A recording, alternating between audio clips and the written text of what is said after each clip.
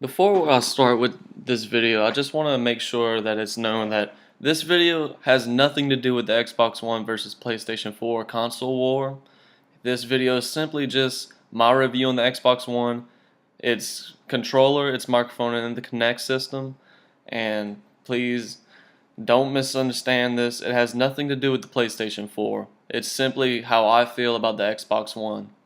I hope you enjoy the video. So, first off, I just want to start off by talking about a little bit about the whole console itself.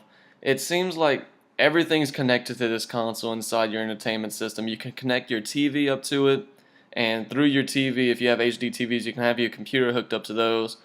Like everything can just be connected to it. The Kinect's connected to the Xbox, obviously, and like it even has 3 USB ports that you can connect other things to. You can connect a keyboard and a mouse to the Xbox, although I don't think they've made any uses out of this yet.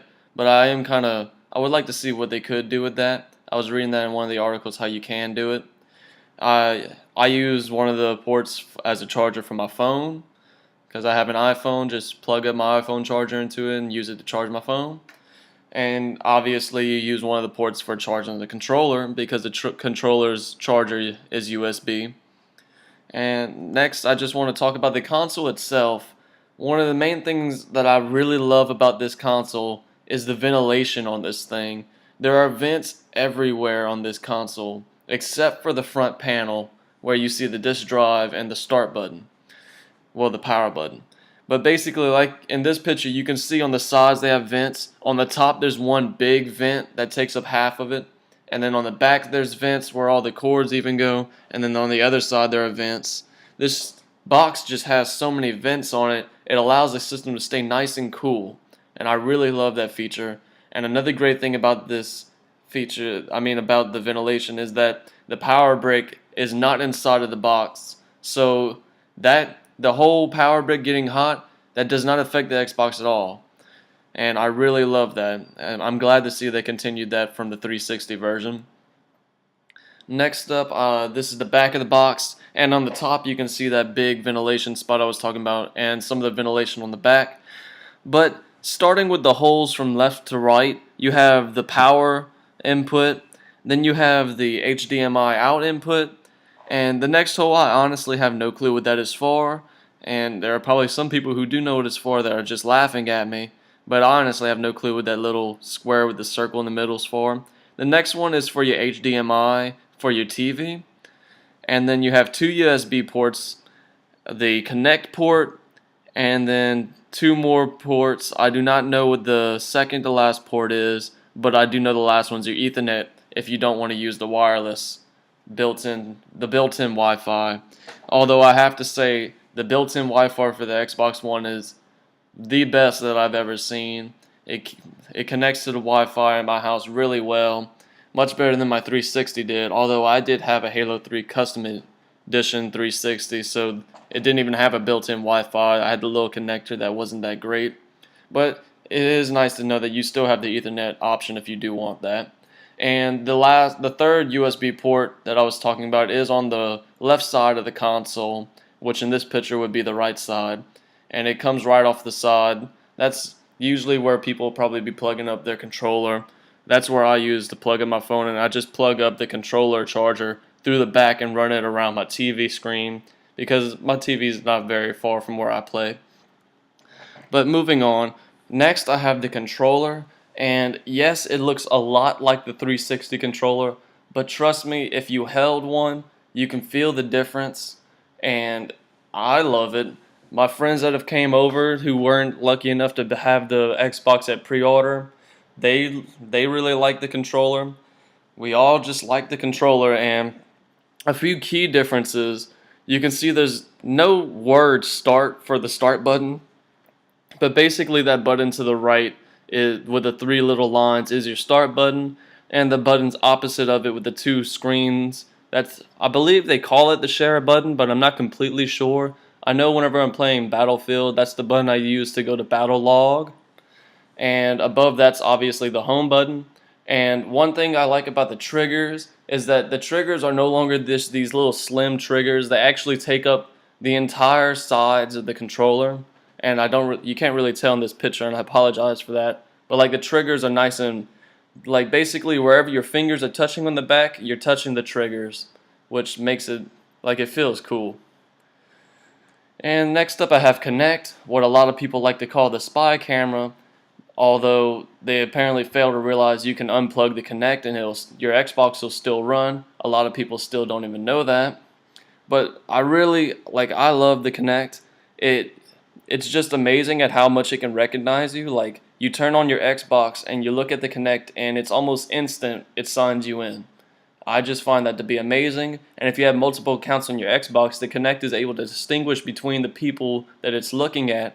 And it goes so far as to, even if you and a friend are both playing a game and say he has a sensitivity of 10 on Call of Duty and you have a sensitivity of 5, if you're playing and you hand him the controller for his turn, it'll automatically switch to his controller configuration, including the sensitivity, just from the Kinect looking at who's holding the controller. I thought that was something that's just absolutely amazing. And then the voice commands on the Kinect, I really like a lot of them. They're very useful. For instance, some of the most common voice commands are the ones I have listed here. Xbox on, that obviously turns on the Xbox. They have Xbox Snap, which opens up this app called Snap, and it's basically this bar that goes on the side of your screen, and it has a bunch of other useful apps that you can use. Apps like the Party app, the Game DVR app, SkyDrive, YouTube, Netflix, all kinds of apps like that are going to be on that bar, and it's very useful. And if you wanted to take it off, I didn't have it in the list, but you say Xbox Unsnap. They also have Xbox Skype, which will open up the Skype app. But say you want to Skype a certain person, it'll say Xbox Skype, and then you say the person's name, and the Xbox will go to your contacts list and Skype that person. You can say Xbox Home, which brings it to the home screen, although it is much easier just to press the home button unless you don't have your controller with you. You can say Xbox Go To and then say the app name. For instance, you got to think of your games like apps. Say I'm on the home screen, I want to go to Battlefield 4. I'll say Xbox Go to Battlefield 4, and then it'll play that. Or I can say Xbox Go to YouTube, and it'll open up the YouTube app. And then something that was really confusing me at first, since the command for turning it on is Xbox on, I figured it was Xbox off to turn it off, but it won't recognize you if you say Xbox off. You have to say Xbox turn off. If you say Xbox off, it seems like it just picks a random voice command, which can be annoying, but it's not really that hard.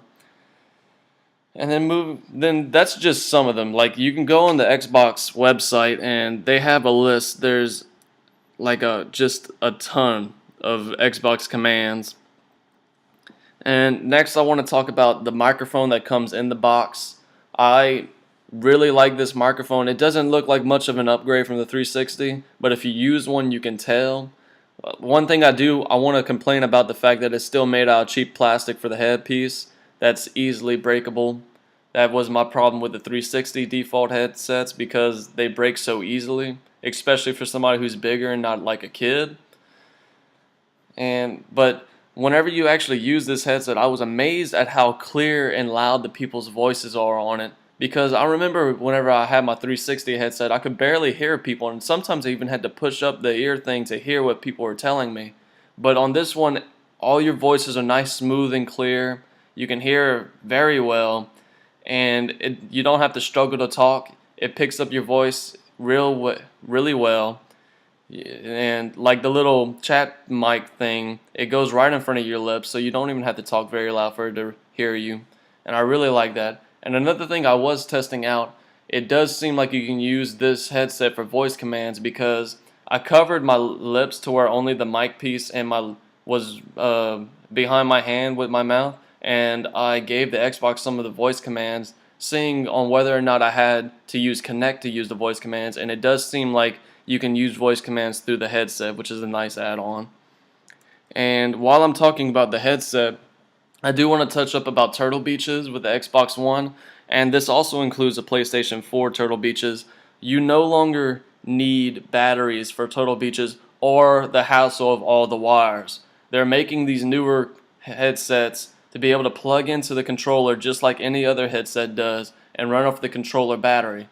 And I think that's a really good thing so long as you have a rechargeable controller. Because I know for the PlayStations that's not a problem, but for Xbox you need to buy a charging kit.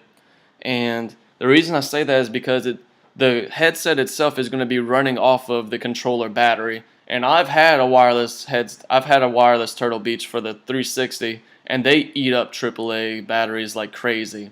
It's nice to see that I'm not going to need to hassle with a bunch of wires now, but it seems like I'm going to have to charge my controller very much more often, if not just keep the charging cable connected to it.